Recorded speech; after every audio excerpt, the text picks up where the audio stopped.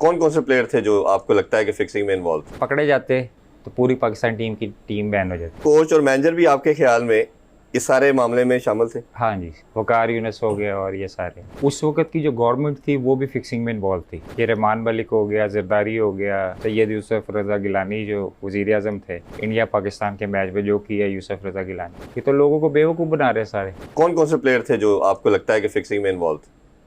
देखिए उस वक्त तो अब डाव नहीं भाषा करना चाहता।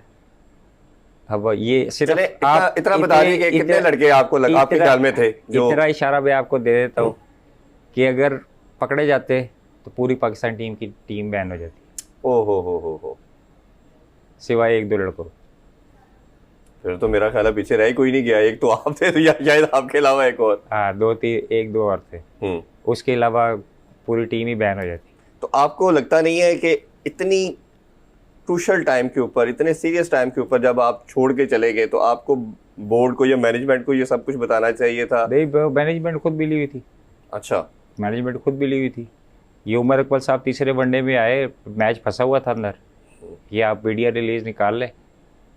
तो ये आया मेरे पास, तो मैच फंसा हुआ है, तो मुझे आके कहता है ओए रामला खेड़ा की कर रहे पानी पिलाने आया था कि बाहर था, इनको गुस्सा था कि ये हमें सब बाहर हो गए, ये खेल रहे।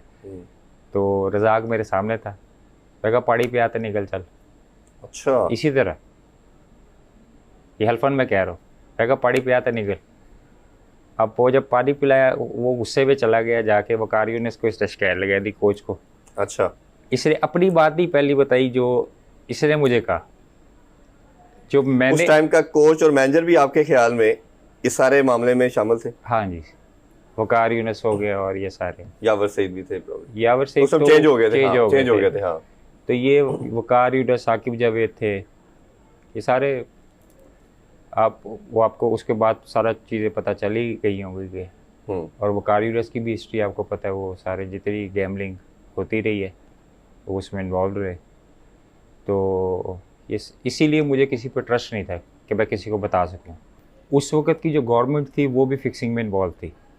अच्छा, ये रहमान मलिक हो गया, जरदारी हो गया, सैयद यूसुफ रजा गिलानी जो वजीर आजम थे, जो वर्ल्ड कप में आगे 2011 का वर्ल्ड कप था जब मेरा इशू बना, उसके बाद जो ये सारा इंसिडेंट इंडिया में जाके इन्होंने इंडिया पाकिस्तान के मैच में जो किया यूसुफ रजा गिलानी, आपके बकौल ये सब इन्वॉल्व थे।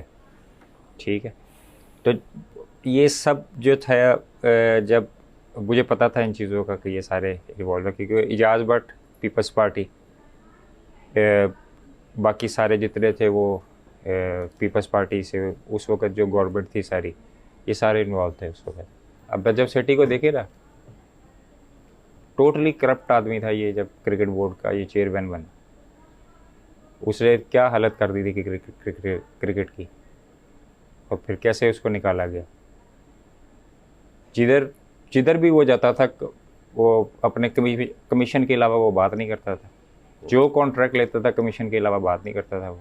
लाखों फैन, करोड़ों दुनिया टीवी पे मैच देख रही है और जिस तरह दुआएं कर रही होती है, इमोशन अटैच होते हैं, और अगर इस तरह की चीजें जिस तरह आपने बताया सब कुछ हो रही हैं, तो फिर ये तो उस खेल के साथ, ये तो उसके साथ बहुत बड़ी ज़्यादती पूरी है। दुनिया में जितनी लीग्स हो रही है आपकी, जितनी आपकी इंटरनेशनल क्रिकेट हो रही है, ये तो लोगों को बेवकूफ़ बना रहे सारे। ठीक है, मैं 80% मुझे पहले ही पता होता है कि क्या इन्होंने करना है, क्योंकि मैं 23 साल क्रिकेट नीचे से ऊपर तक खेली है और मुझे इनका माइंडसेट पता है। एक मैच ये जितवाएंगे श्रीलंका को, ठीक है, उसके बाद एकदम दूसरा मैच ऐसे हारेंगे जैसे जो है वो इनको खेला ही नहीं आता। तो दुनिया तो पागल ही है, जो मीडिया वाले भी पागल ही है कि वो देखते हैं कि भाई क्या हो रहा है ये जान के। और आपको लगता है जो अभी करंट क्रिकेट चल रही है उसमें भी कोई ऐसी चीज़ें चल रही हैं? सब कुछ होता है, अभी भी सब कुछ हो रहा है, और ना ये रुक सकता है। इसलिए नहीं रुक सकता क्योंकि जितने चलाने वाले लोग हैं, चाहे वो पाकिस्तान की क्रिकेट हो चाहे जो भी हो, तो सब माफिया के हाथ में है, पूरी दुनिया की क्रिकेट माफिया के हाथ में। आपके दुबई में जितने लोग बैठे हैं जो क्रिकेट दुबई में टूर्नामेंट्स कराते हैं, सबको मैं जानता हूँ पर्सनली। अच्छा जी, कहाँ से इंडिया से ब्लैक मनी आती है और वो जाके उधर टूर्नामेंट्स पे लगती है और वाइट होती है, सबको मैं जानता हूँ। जितने ये आपके T10 में जितने ऑनर्स हैं सबको मैं पर्सनली जानता हूँ। कि कहाँ से पैसा आता है, कहाँ से वाइट मनी इसको किया जाता है। आपको भी पता होगा, आप भी माशाल्लाह क्रिकेट को फॉलो ये तो हम तो बातों की हद तक समझते हैं, but you are in the cricket, तो आप जी मेरे तो सामने आ जाए, मैं तो खुला चैलेंज करता हूँ। फिर तो उसमें क्वेश्चन ये राइज होता है कि फिर उस गेम को खेलने का या देखने का क्या फायदा, अगर आपकी सारी बातों को हम माने। देखे पहले होता था कि लोग बड़ी डिटर्मिनेशन से क्रिकेट को देखा करते थे, अब 50% कम हो गया जी। इसलिए कम हो गया कि लोगों को पता कि भाई टाइम वेस्ट करने का फ़ायदा नहीं है, कोई अच्छा मैच हो वो तो देख लेते हैं। अब टेस्ट सीरीज़ हो रही है श्रीलंका की, मैं गारंटी से कहता हूँ 50% जो फॉलोअर्स थे वो नहीं देखे। सही कह रहे हैं। जो खेलने वाले हैं, जुआ खेलने वाले हैं या दूसरी चीज़ें करने वाले हैं, गलत एक्टिविटी, वो बस बैठ के देखते होंगे। बाकी तो मेरे जैसा बंदा, मैं क्रिकेट खेलता हूँ, मैं भी टाइम वेस्ट ही करता कि भाई मैं इससे अच्छा दूसरा कोई काम कर लूँ अपना, तो ये इनको देखने का क्या फ़ायदा।